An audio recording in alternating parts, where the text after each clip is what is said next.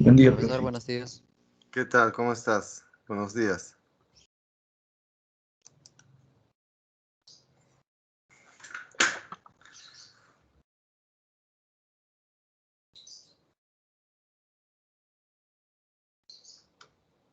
Bien, buenos días, jóvenes. Vamos a repasar la parte de célula. Jóvenes, la semana pasada, disculpen, tuve un problema acá con la computadora y no me pude conectar. No es cuestión mía porque no suelo faltar, sino un problema con la computadora. Tuvo que venir un técnico. Bueno, es todo un problema. Disculpen, ya avisaremos para recuperar, ¿sí? Bien, a ver, vamos a hacer un repasito de lo que es célula, ¿ya? Sobre todo con las imágenes para que ustedes expliquen y participen en la clase y me indiquen las funciones, las partes, ¿sí? A ver, ya, vamos a empezar. Saben que la citología es la rama de la biología que estudia las células, ¿sí? Viene el prefijo cito, que significa cito. ¿Qué significa cito? Célula, pues, siempre que lean cito, célula, citología, por ejemplo, si una palabra termina en cito, se indica las células, ¿no? Por ejemplo, a ver, ¿qué es un adipocito? Célula del tejido Adiposo. adiposo, la que guarda grasa, ¿no? Si dicen, por ejemplo, ¿qué es un miocito? Célula de los músculos, del músculo. Si dicen que es un cardiomiocito, célula del músculo cardíaco. Entonces, la citología es la rama de la biología que estudia las células, ¿sí? Primer prefijo que aprendemos, cito, célula. A ver, ya ustedes, ¿qué es la célula? La célula es la unidad de la vida, ¿no? O sea, la mínima parte que tiene vida en la naturaleza son las células. Es la unidad vital. Por ejemplo, los virus como el VIH, el SARS-CoV-2, no están en este tema. ¿Por qué? Los virus no son células. Los virus son estructuras moleculares. Por ejemplo, el famoso SARS-CoV-2 no es una célula, es una partícula. ¿Sí? Inclusive, la ciencia quiere crear un nuevo reino que es el reino virae o viral. Inclusive a los virus se les va a llamar seres acitota. ¿Qué significa acito? Prefijo a,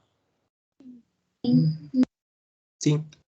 sin célula, o sea, no son células, pues sería un reino de seres hechos, compuestos de moléculas, no de células. Ahí están los virus, ¿sí? Entonces, la célula es la mínima parte que tiene vida. O sea, a partir de ahí empieza la vida, ¿no? Por ejemplo, lo que hemos estudiado, el ADN, el ARN, esas son moléculas, eso no tiene vida. La vida organizada, como la conocen, parte de las células. A ver, ¿por qué la célula es la unidad morfológica? Solo traduzcan hoy día. Morfo, ¿qué es? Morfo. Forma, nos da la forma. Fisiológica, ahí ocurren todas las Funciones. funciones. La digestión celular, la respiración celular, la reproducción celular. La célula es la unidad genética. ¿Qué guarda la célula dentro? Todo nuestro material hereditario en forma de ADN. ADN. ADN. Correcto, el ADN. Muy bien. Formando los genes y Cromosomas. Muy bien. También la célula es la unidad patológica. Ahí se inician las enfermedades, ¿no? Por ejemplo, cuando a uno le da cáncer, ¿dónde del cáncer? A algún tipo de células. Esas células se alteran y se forman células nuevas, ¿no? A ver, ya.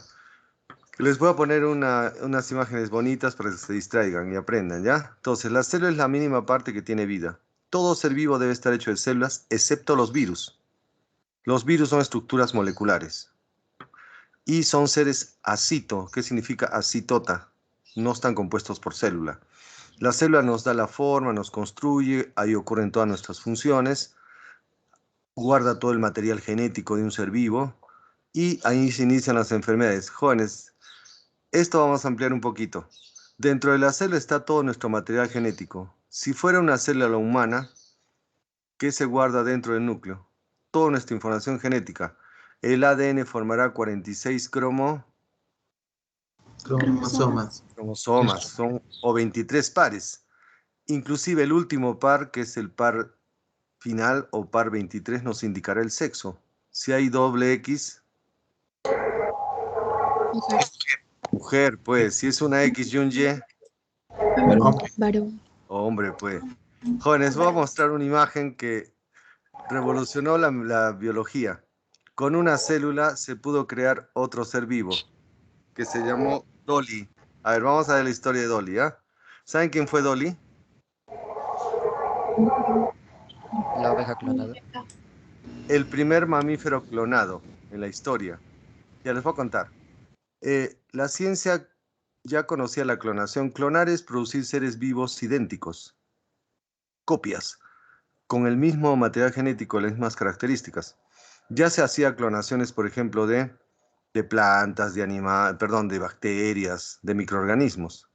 Hasta en la naturaleza se hacen clones naturales, como los gemelos. Pero la ciencia quería clonar un mamífero.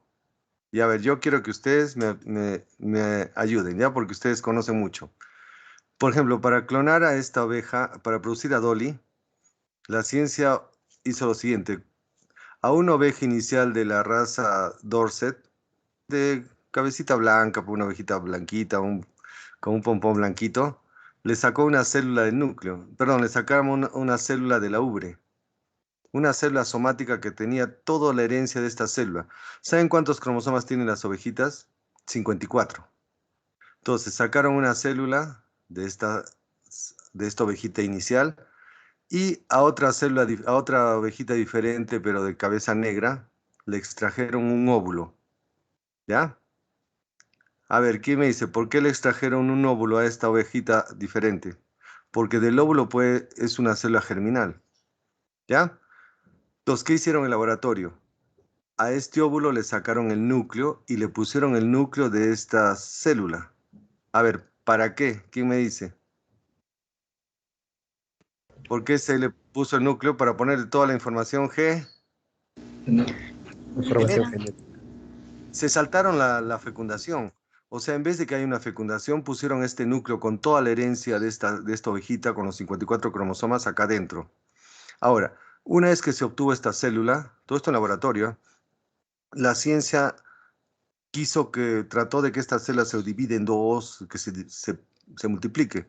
Fueron 277 experimentos y fallaban, hasta que en el último experimento esta célula en laboratorio se empezó a dividir. Dio origen a dos células, de ahí a cuatro. En el laboratorio se formó un pequeño embrioncito. Llegó al estado de mórula, que es en una etapa embrionaria. ¿Y qué hicieron con este bebito microscópico? Se lo insertaron a esta ovejita, que prestó el útero. Esta oveja gestó a este embrión y cuando nació esta ovejita blanquita, bonita, linda, que le pusieron Dolly, que era el clon de esta oveja inicial, que tuvo la cabecita blanca. Pregunta, ¿por qué si esta la gestó no tuvo la cabeza negra? Por la No información tenía genética. materiales. Correcto, la información genética solo vino de esta ovejita, no hubo una fecundación. O sea, esta oveja que le llamamos Dolly fue el clon de esta de acá arriba. Tenía la misma información genética. Eso fue uno de los triunfos de la biología que ocurrió en el siglo pasado, en 1997, que se dio al mundo el experimento del primer mamífero clonado llamado Dolly. Claro que Dolly tuvo un final triste porque esta ovejita cuando creció empezó a tener problemas en los pulmones, hizo algunos tipos de cánceres y los científicos tuvieron que matarla porque sufría mucho. A ver, vamos a analizar un poquito, ¿ya? A ver, en la clonación de una célula se saca el núcleo para pasarlo el núcleo a un óvulo. Se usa un óvulo porque el óvulo es una célula germinal, ¿sí? Ahora, ¿por qué las clonaciones de mamíferos pueden ser, digamos, peligrosas? Porque si fuera una reproducción normal, por ejemplo, ya, si esta ovejita fuera la hembra y este el macho, para reproducir y producir una ovejita, ¿qué tienen que hacer?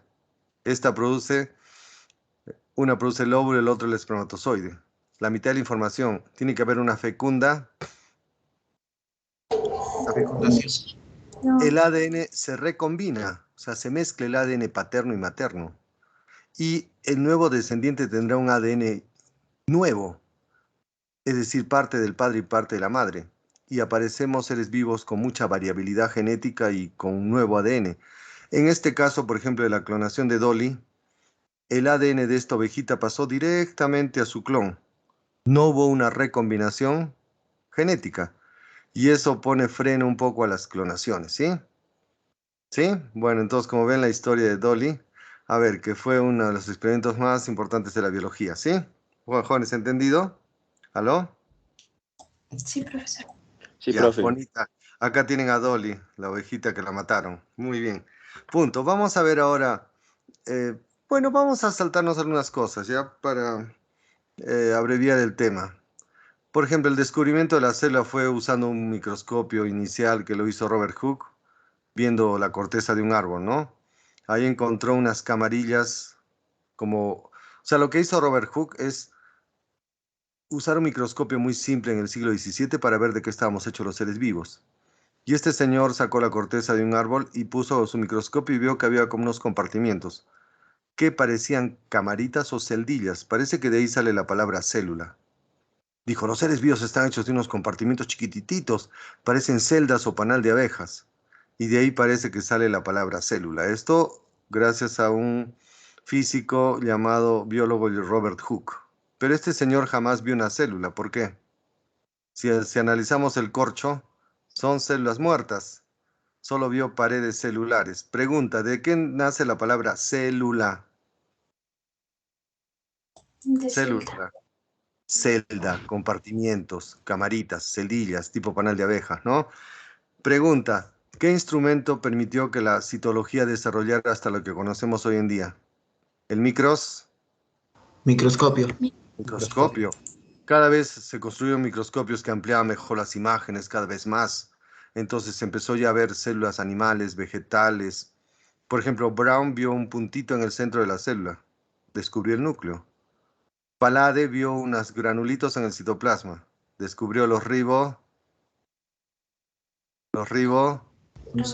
Ribosomas. Golgi vio unas bolsitas que estaban cerca al núcleo. El aparato de Aparato de Algo de Golgi. Golgi. Ya, muy bien. Bueno, jóvenes, siguiendo con nuestro repaso. eh, Hay una teoría celular que relaciona a los seres vivos con las células. La propusieron Schwann y Schleiden con los aportes de Virchow. Ya, yo quiero que ustedes la completen, ¿ya? Es relacionar a los seres vivos con las células. Primer postulado. Todo ser vivo está hecho de células. Pregunta, ¿cuántos tipos de células hay? Procariotas y Eucariotas. Eucariotas. eucariotas. Si un ser vivo solo lleva una célula, se llaman seres Unicelulares. Ahí pertenecen las Las bacterias. Bacterias. Los protozoarios. Protozoarios. Protozoarios. ¿Quiénes más? Algunas algas. Y las Levaduras. levaduras. Son seres de una célula.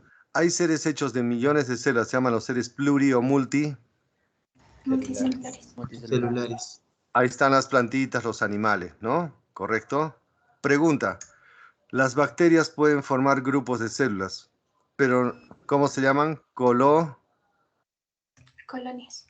Colonias. Colonias. Pero ahí cada célula es independiente, o sea, no es que formen un tejido, no es que sea un ser pluricelular.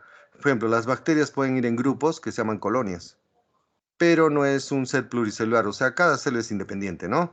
A ver, en las células ocurre todo el metabolismo, o sea, todas las reacciones químicas. Si las células elaboran moléculas, se llama el Anabolismo. anabolismo. Ahí tienen la síntesis de las Síntesis de proteínas. en las plantas tienen la Fotosíntesis. Joven, es un aporte de vocabulario. En biología la palabra síntesis significa elaborar, ¿ya? Siempre en biología síntesis, elaborar, elaborar. Por ejemplo, en lenguaje después se puede traducir de otra manera. Por ejemplo, si yo les dijera, sintetícenme el libro, me tiene que hacer un Resumen. resumen. En biología sintetizar es elaborar, ¿sí?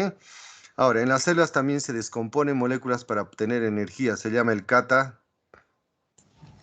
Catabolismo. Ahí tienen la Respiración. respiración celular. Toda célula proviene de otra que ya existe por división celular. Puede ser por Hipertición. Bipartición puede ser por Mitosis. mitosis, meiosis, son los genios. A ver, ¿qué guardan nuestras células? Todo el material hereditario en forma de moléculas de y ADN. El ADN formará nuestros genes y nuestros cromos. Ya les dan la cuera Schwann, Slade, son cualquier cosa. Bueno, ya. Punto. Sigamos con las láminas. Las células pueden tener distintas formas en la naturaleza. La forma tiene que ver mucho con la función. O sea, ¿por qué las células de los seres vivos toman formas planas, cúbicas, cilíndricas, alargadas, estrelladas, tipo disco, tipo filamento, para cumplir la función? A ver, pregunta. ¿Por qué las células musculares son alargadas, que se les llama fibras musculares o miocitos? Para cortarse y alargarse, permitiendo las contracciones. ¿Por qué las neuronas son células generalmente multipolares o estrelladas? Tienen muchas prolongaciones y ramificaciones, multipolares o tipo estrellas, para recibir y transmitir los impulsos Nervioso.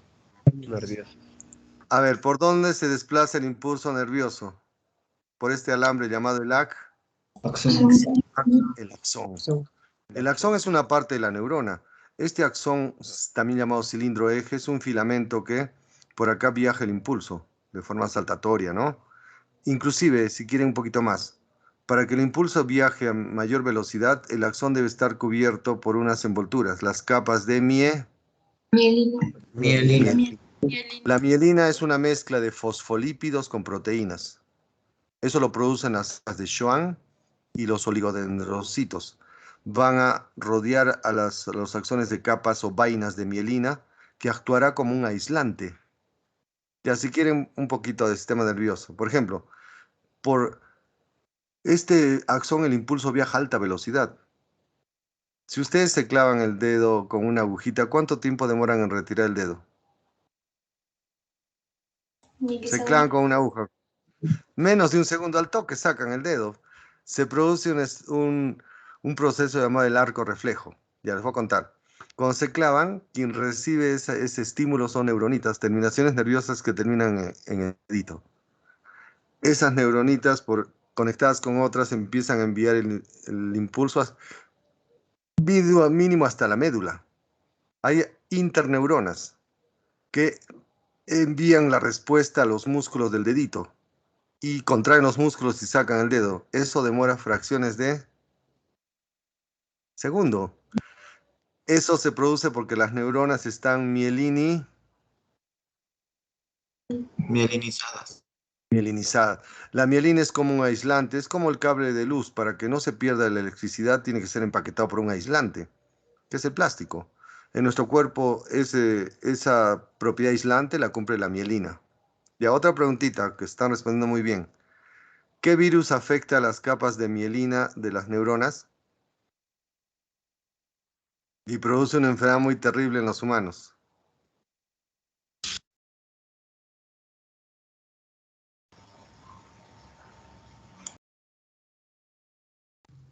Profesor, su micrófono. Ya, perdón. A ver, ¿en qué me quedé, jóvenes? ¿Qué ha pasado? Ya les decía, ¿qué virus afecta a las capas de mielina de las neuronas o afecta el proceso de mielinización? De ahí el nombre del virus o de la enfermedad. Ya les voy a contar. La poliomielitis. Aló. Hola, Miel. Jóvenes, ya les voy a contar. Hay una enfermedad llamada polio. La gente le llama polio. El nombre científico es poliomielitis. A ver, ¿qué significa mielitis? Inflamación o daño a las capas de mielina. Eso lo hace un virus que hay en nuestro mundo, en nuestro medio ambiente, que puede entrar a los niños y afecta el proceso de mielinización. Al no mielinizarse las neuronas, no enviarán bien los impulsos. ¿Y qué pasa con los niñitos que han sufrido de polio? No se envían bien los impulsos a sus piernecitas y no desarrollan y no podrán Caminar. ¿Han visto los niños que han tenido secuela o consecuencia de una polio? No pueden caminar porque tienen que usar muletitas, porque el virus ha alterado las capas de mielina. De ahí sale el nombre de la enfermedad, poliomielitis. ¿Qué se llama la enfermedad? Poliomielitis. Mielitis. Ya, jóvenes, ya. No se me preocupen, ¿ya? A ver, que esto es elemental. ¿Qué forma y tamaño tienen las células? Las células tienen formas variadas. Hay diversidad de formas. Y la forma es muy importante para que las células realicen alguna función. ¿Sí? Es importante. Y también para que se ubiquen dentro de un tejido. ¿Por qué los glóbulos rojos tienen forma de disco bicóncavo? Para circular y transportar el oxígeno. ¿Por qué los espermatozoides son células alargadas con un flagelo que les permite el movimiento? Para la fecundación. Entonces, la forma, siempre acuérdense, la forma relacionada con la función. ¿Por qué las células de los epitelios son planas, cúbicas o cilíndricas? Para poder cubrir, tapar. ¿Sí? Ya a ver, vamos a seguir, jóvenes, hasta ahí está bien, no hay problema, ¿no? Bueno, ya vamos a seguir. Ahora, las células pueden tener distintos tipos de nutrición. Pues la nutrición es una propiedad típica de la vida. Todo ser vivo debe nutrirse. En otras palabras, alimentarse ya. En la naturaleza hay dos tipos de nutrición, que se llama nutrición autotrófica y la nutrición heterotrófica, correcto. Cuando un ser vivo es autótrofo, cuando sintetiza compuestos orgánicos, como ustedes lo dicen, cuando elabora sus propios alimentos. Pero sintetiza compuestos orgánicos a partir de una molécula. ¿Cuál es esa? El dióxido de carbono. Entonces, ¿qué es un ser vivo autotrófico? Aquel ser vivo que elabora sus propios alimentos. Los alimentos son compuestos orgánicos, a partir de algo que no es alimento, que es el CO2. Pregunta, ¿por qué todo autótrofo debe usar el CO2? O sea, el dióxido de carbono. Es una molécula que tiene carbono. Y si ponemos el carbono en cadena, salen los compuestos Orgánicos. que son los alimentos. Alimentos. Es lo mismo. Y para hacer este proceso deben usar alguna fuente de energía. Si usan la luz del sol para ese proceso, se llama la nutrición fotosintética. Eso hacen las plantas y las algas, ¿correcto? Y como desperdicio de ese proceso, botan el oxígeno, ¿sí? Que es el que respiramos nosotros. Y hay algunas bacterias que hacen la fotosíntesis, pero no desprenden oxígeno, se llaman bacterias anoxigénicas. O sea, no elaboran alimentos, pero no botan oxígeno. Hay otros seres vivos que son autotróficos, pero para convertir el CO2 en alimento, usan energía química y se les llama a los seres quimiosíntesis. A ver, ¿quiénes hacen la quimiosíntesis? Solo las bacterias. Solo bacterias. Esas bacterias, para elaborar sus alimentos, obtienen energía química. La obtienen por oxidaciones de alguna molécula. Puede ser moléculas con nitrógeno, con azufre. Al oxidar la molécula, de ahí sale energía, que es química. Y con esta energía elaboran sus propios alimentos. Son muy útiles, jóvenes, ojo con lo que voy a hablar. Las bacterias quimiosintéticas para oxidar moléculas requieren oxígeno, por lo tanto son aeróbicas. ¿Qué significa aeróbicas? Requieren oxígeno. Para oxidar pues, moléculas y sacar energía, para quemar algo ya. Y esas bacterias son muy útiles en los ciclos, sobre todo en el ciclo del nitrógeno. Acuérdense eso, por favor. Ya, a ver, ya. Dime. ¿Y las anaerobias? Las anaerobias son bacterias que no necesitan oxígeno para descomponer sustancias. Por ejemplo, esas las tenemos nosotros, por ejemplo, a veces en el intestino, no necesitan oxígeno.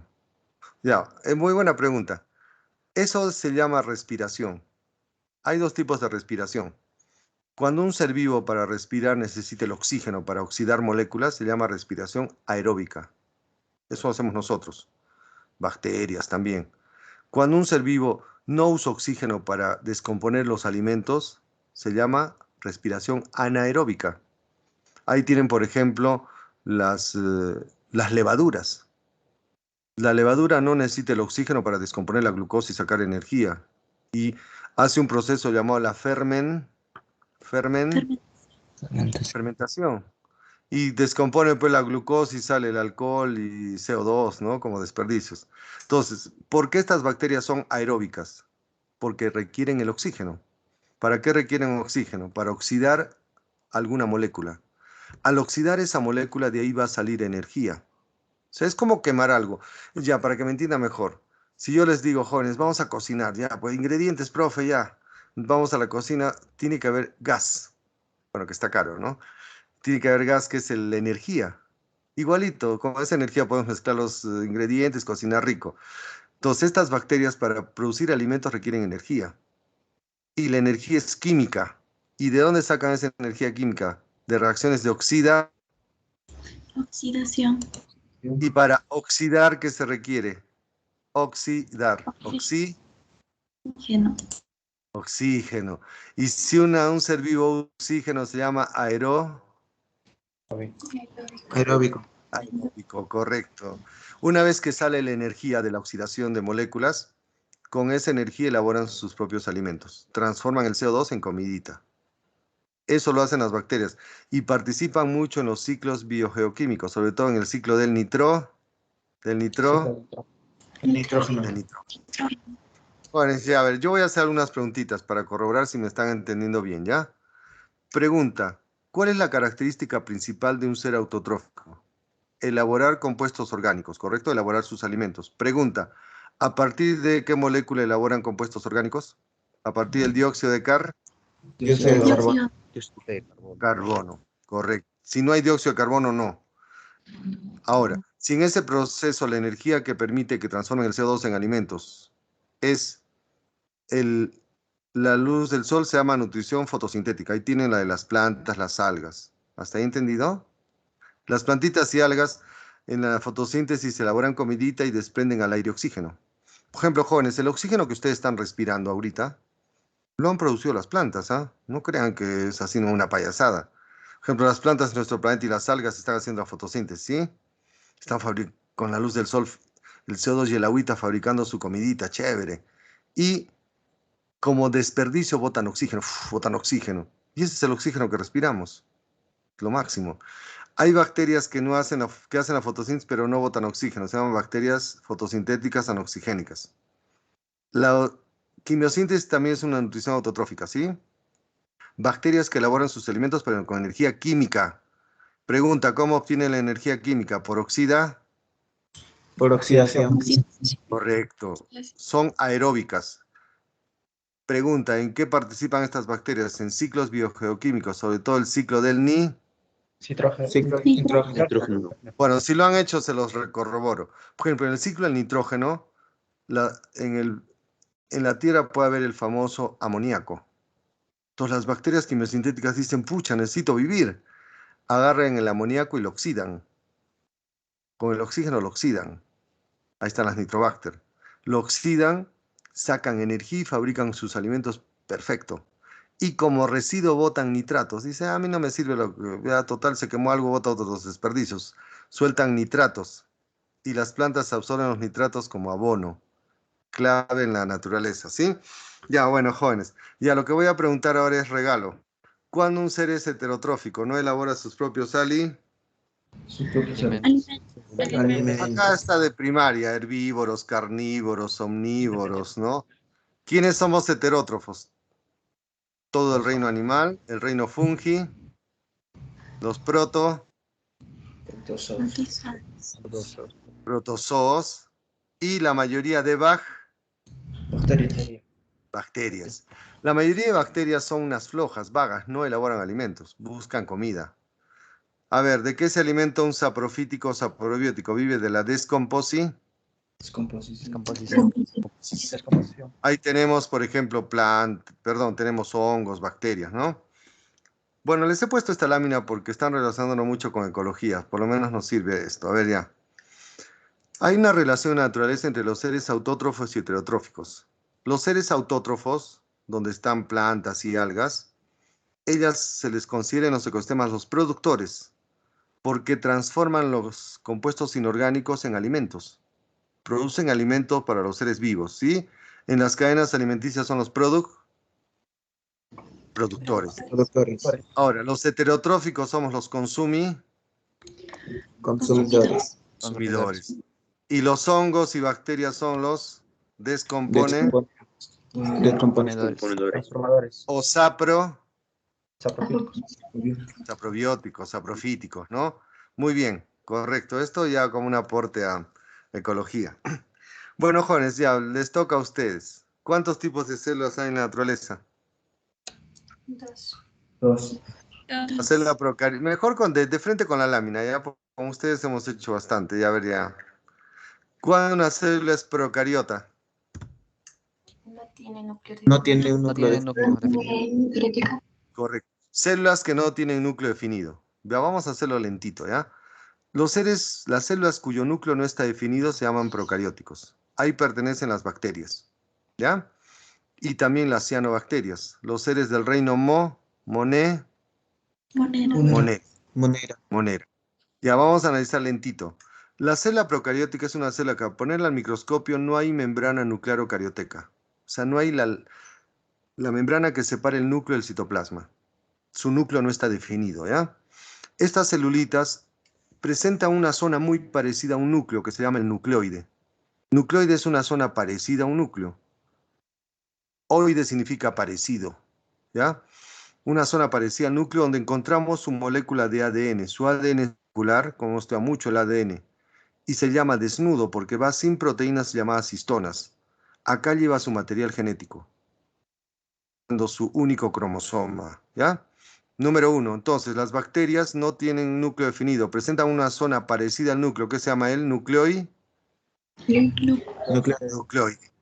¿Qué es el nucleoide? Es una parte de la célula donde se localiza su material genético en forma de ADN circular y que no va con proteínas llamadas histonas, formando su único cromosoma. Ahí está su material genético que dirige las funciones celulares. Chévere. Seguimos analizando. Estas celulitas en el citoplasma no tienen organelos. O sea, acá no ven mitocondrias, no ven retículo endoplasmático, nada que ver. Solo van a encontrar ribosomas. Sus ribosomitas pesan 70 Svedberg y es la fábrica de las proteínas. Ya, les voy a preguntar. En las células procarióticas, el único organelo es el ribosoma, que pesan 70. Pregunta, ¿cómo elaboran las proteínas? Jóvenes, por gusto no he hecho ADN y ARN, ¿ah? ¿Cómo fabrican las proteínas? Copiando el mensajero. El ARN con la Reciben la información del ARN mensa. Por ejemplo, ya acá tienen los ribosomas de las bacterias. Estos ribosomitas van recibiendo la información del ARN mensajero, que trae la clave, la van traduciendo y van pegando los aminoácidos. Por lo tanto, su función es sintetizar o fabricar las Proteínas. Muy bien, jóvenes, ya está bien, ya. Ahora regresemos, son lo máximo. Y entonces, solo llevan ribosomas que se acoplan al ARN mensajero para traducir la información y elaborar sus proteínitas. Chévere. Sigamos, en el citoplasma, como no hay organelos, a veces hay algunos granulitos de alimento. Puede haber fosfatos, algunos polisacarios que están en forma de moléculas. También les llamamos inclusiones citoplasmáticas. O sea, en el citoplasma no hay más que eso, ¿ya? Siguiente parte. Las células presentan, como toda célula, una membrana celular. Si no, no sería célula. La membrana es como cualquier membrana hecha de bicapa de fosfolípidos y proteínas. La única grasa que no tiene es el colesterol. Es como cualquier membrana de cualquier ser vivo. La única diferencia con la membrana de una célula animal es que no tiene colesterol. Siguiente, la membrana va a ser unos pliegues que, son como dobleces o invaginaciones, se llaman los mesosomas. Son ondulaciones o pliegues de la membrana o invaginaciones. Ahí se fija el ADN para que se pueda duplicar. Porque saben que para que la bacteria se reproduzca hay que duplicar el material genético, ¿sí? Entonces, acá se fija el ADN y el ADN se duplica. ¿Y qué puede hacer una vez que la bacteria tiene 2 ADNs? Estos mesosomas se acercan y se realiza la Bipartición. bipartición. Y a ver, conmigo, ¿qué son mesosomas? Pliegues o invaginaciones de la Membrana. de la membrana. De la Correcto.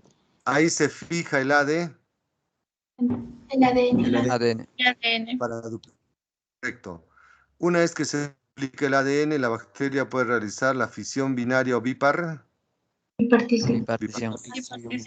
Si quieren más, les digo, por ejemplo, como las bacterias no tienen organelos, en las bacterias aeróbicas que usan oxígeno, el oxígeno llega acá y permite oxidación de los alimentos.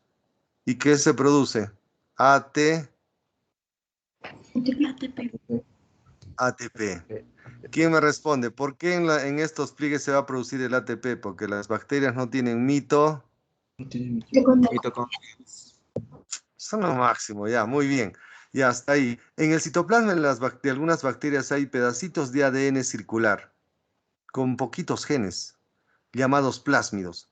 Esos plásmidos, que son segmentos de ADN, las bacterias lo usan para transferir ADN a otra bacteria por un filamento llamado pili. Y ese mecanismo en el cual una bacteria le pasa ADN a otra se llama la conjugación, para que se vuelvan más resistentes. Ya, si quieren lo vemos en otra lámina. No vamos a hacer mucha teoría, jóvenes. Acá tienen. Las bacterias tienen fragmentitos de ADN, ¿ya? Se llaman plásmidos. Plásmidos. ¿Qué hacen con ese plásmido? Dice, lo pueden pasar a su compañerita. Por un pili, que es un conductito, un pelito microscópico, pasan su ADN a otra bacteria receptora. Y esa bacteria se va a volver más Resistente. Este mecanismo de transferencia de ADN de una bacteria a otra se llama la conjugación. Conjugación. Perfecto, jóvenes. Ya, ¿para qué más? Bueno, perdón. Hoy estamos diferentes. A ver, ya. Las bacterias encima de la membrana tienen una capa dura llamada la pared Pared celular. Celular. hecha del peptidoglucano llamado la Mureína. mureína.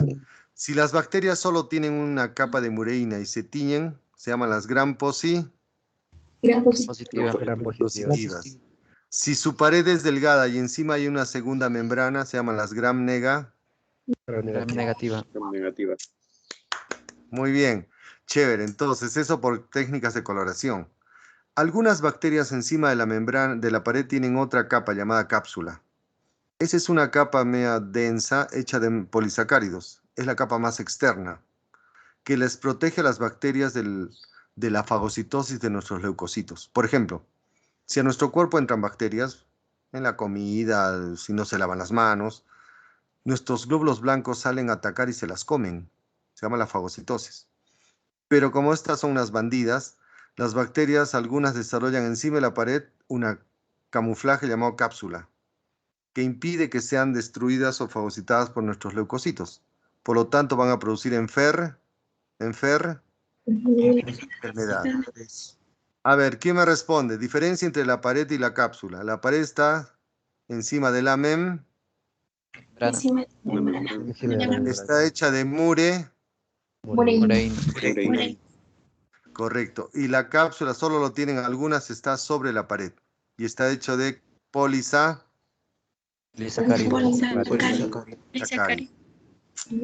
Ahora, las bacterias, algunas pueden desarrollar filamentos para su desplazamiento, se llaman flagelos. Su flagelo es el más simple, es como un tubo hueco. Es como una especie de filamento tipo látigo para que se muevan. Ese flagelo se fija a la célula por un cuerpo basal y un gancho, es como que está agarrado a la célula. Esto permite que se muevan. Característica de este flagelo: no tiene armazón, es hueco y permite el movimiento. ¿Cómo se fija el flagelo a la célula? Por un cuerpo basal y un gancho, está agarradito ahí. Pregunta: ¿quién da la energía para que el flagelo se mueva? El ATP. El ATP, correcto. Ahora ya, en las bacterias hay unos filamentos rígidos llamados pili.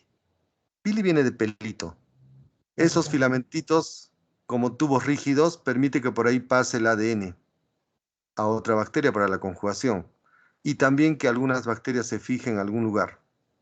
Jóvenes, ¿qué significa pili? Pili. Pelo. Pelo. Pelo. Eso no es para el movimiento, son para pasos de ADN o para dar rigidez o para que se fijen. A ver, una pregunta, ¿ya? ¿Qué es horripilación? Horripilación. No vean que nunca se han horripilado. Pili viene de pelo. Jóvenes, no me decepcionen. ¿Qué es horripilarse? Me voy a poner a llorar. Yo sé que se han horripilado muchas veces. Horripilarse. Asustarse. Que los pelos se pongan de Punta. Punta. punta. Erizarse. Por ejemplo, ya un paréntesis que es biología. Cuando uno se asusta, la médula suprarrenal libera una hormona famosa llamada la Adrenalina. adrenalina. La hormona que permite que reaccionen cuando se asustan. El corazón va a latir más rápido, ¿sí? Es una hormona simpático-mimética. O sea, hace lo que del simpático. Que el corazón lata más rápido, una taquicardia, que respire más rápido. ¿Y saben qué provoca en los pelos? La famosa horripilación. Dice, me asusté que los pelos se me pusieran de Punta. punta. ¿Cómo se dice horripilarse? Pues ya. O sea, erizarse, ponerse los pelos de punta, ponerse la piel de gallina, no sé, ¿cómo no va a conocer eso? Bueno, ya. Hay unas estructuras que no está acá, pero anótenla. Se llaman fimbrias. Son filamentos rígidos que tienen algunas bacterias, sobre todo patógenas, para fijarse a algún tejido. Repito, aparte de pilis, en las bacterias puede haber fimbrias, se escribe con F. F-I-M-B-R-I-A-S, fimbrias. Esas fimbrias permiten la fijación, y para que nunca se equivoquen, fimbrias empieza con F y fijación también con F. Las fimbrias permiten que las bacterias se fijen a una célula, a un tejido, para que las infecten. Y eso, por ejemplo, tienen bacterias como la Salmonella typhi, la bacteria de la gonorrea, que se fijan a los tejidos. Ya, para ver algunos ejemplitos finales, voy a hacer preguntitas. ¿Qué son los mesosomas? Pliegues de la membrana de las bacterias. Función, ahí se fija el ADN ADN.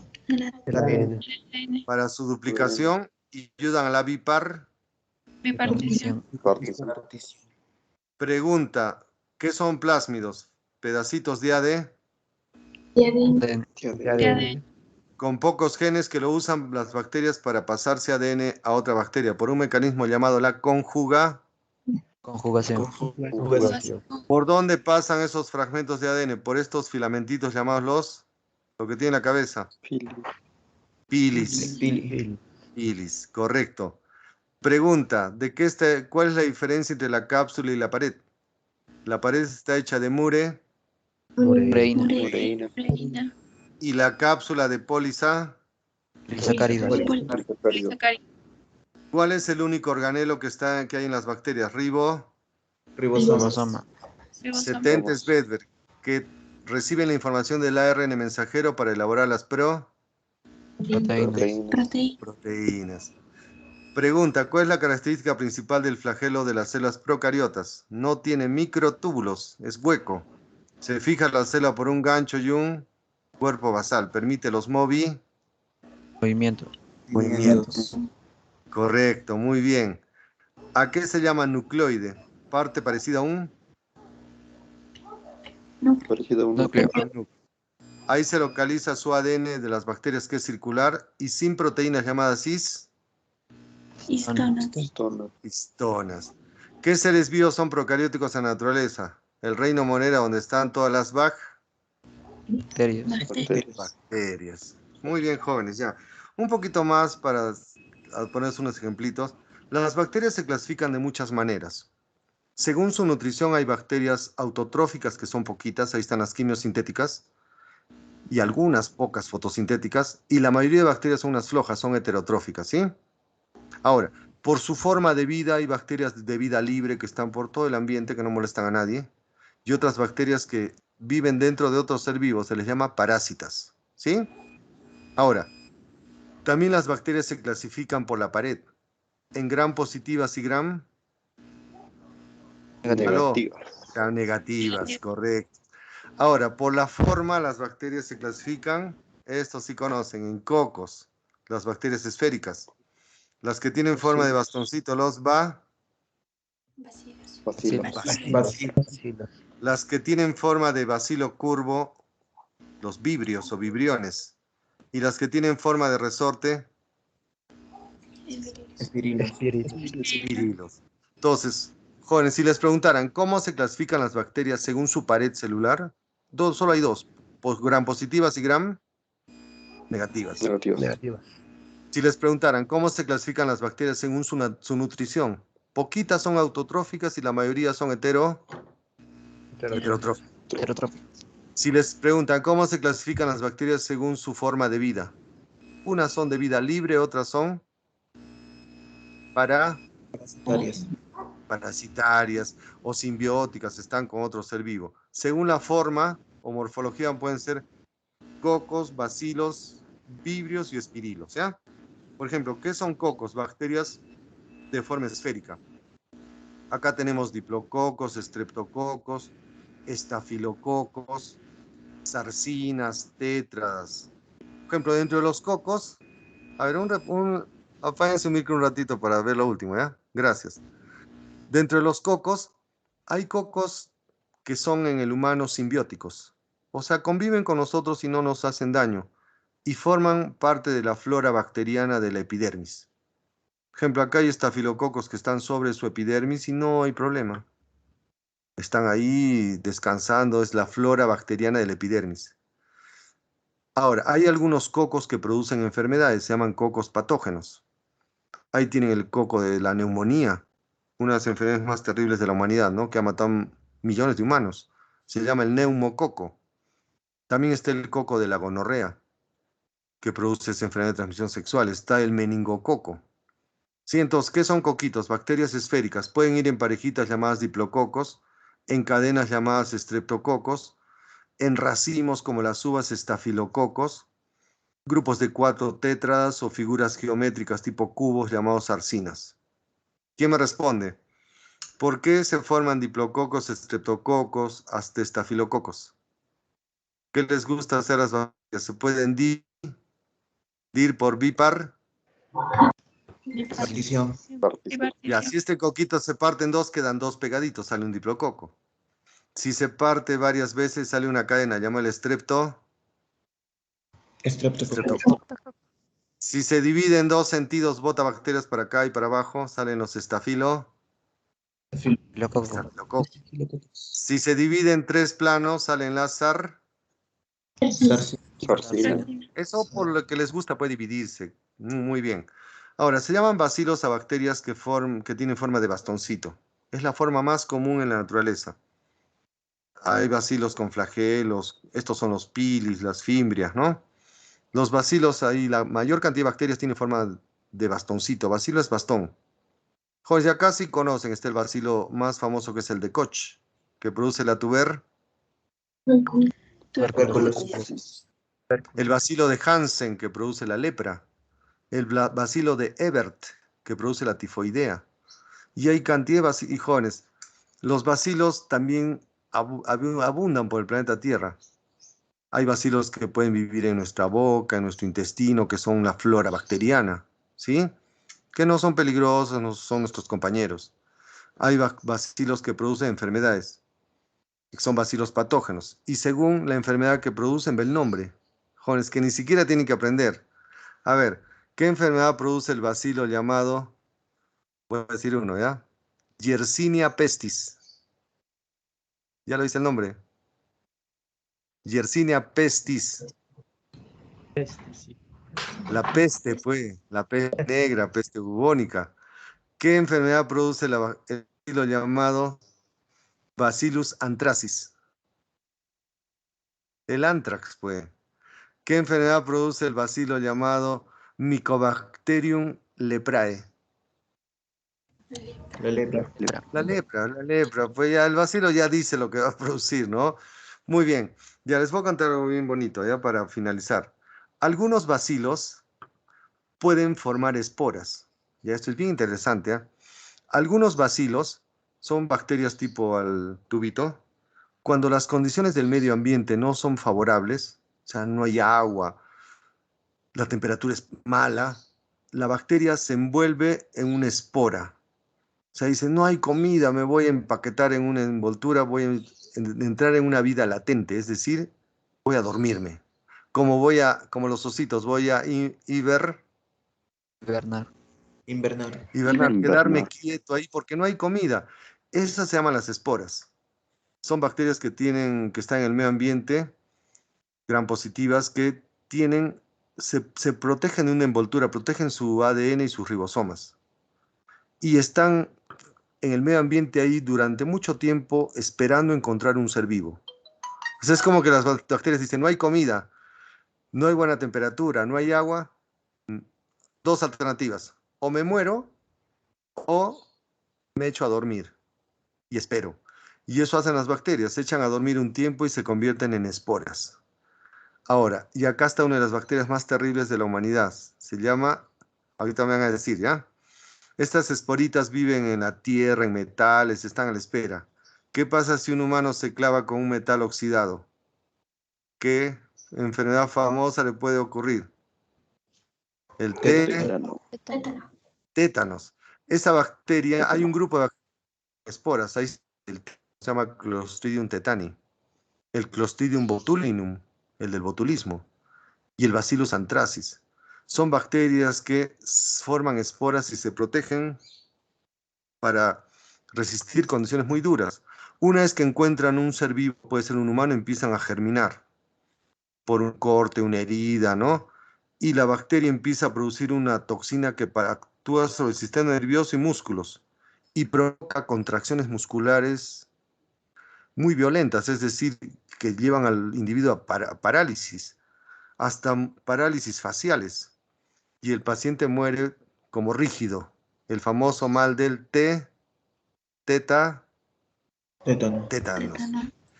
Pues inclusive miren, como el tétanos produce contracción facial, los antiguos no sabían. Esta bacteria suelta una toxina que afecta la contracción muscular, o sea, los músculos rígidos. Y los antiguos le decían los pacientes que mueren de risa. No es que mueren felices de risa, ¿no? ¿Por qué están aparentemente de risa? ¿Qué ha pasado con la musculatura facial? Se ha Se ha contraído. contra los músculos duros, así el paciente parece que está muerto de risa, pero en realidad está muriendo el pobre, ¿no? El famoso tétanos, ¿no? Y ahí para las chicas les voy a contar. Hay una bacteria que es pariente de la del tétano, se llama el Clostridium botulinum. Suelta una toxina que también paraliza músculos. ¿Y qué se ha producido de esa toxina? Se inyecta Gisela, se inyectan las de la tele. Botox. El Botox. ¿De dónde sale el nombre de Botox? De la bacteria llamada el Clostridium botulinum, que suelta la toxina botulínica, un veneno que paraliza los Músculos. músculos. De ahí, mire, de algo mortal salió la belleza. De una bacteria muy grave, mortal, que es el Clostridium botulinum, salió la toxina botulínica. De ahí sale el Botox, ¿no? Bueno, punto. Vamos a ver ya otra. Hay bacterias que tienen forma de cómo se llaman vibrios. Acá está el vibrio del cólera. El cólera es una enfermedad digestiva que produce diarrea, deshidrataciones, pérdida de agüita, de minerales, ¿no? El paciente se deshidrata y, perdón, y muere, puede morir. Y las bacterias que tienen forma de esporas se llaman los espirilos. Espiri. Hay unos que se mueven tipo resorte, por eso les llaman espiroquetas. Ahí está la bacteria de la sífilis, que se llama el Treponema pallidum. Muy bien, jóvenes, nos ganó el tiempo, siempre el curso, a veces el tiempo es un tirano, pero espero que hayan repasado la célula procariota, ¿sí? Espero que les haya aclarado muchas cosas. Cuídense mucho, jóvenes.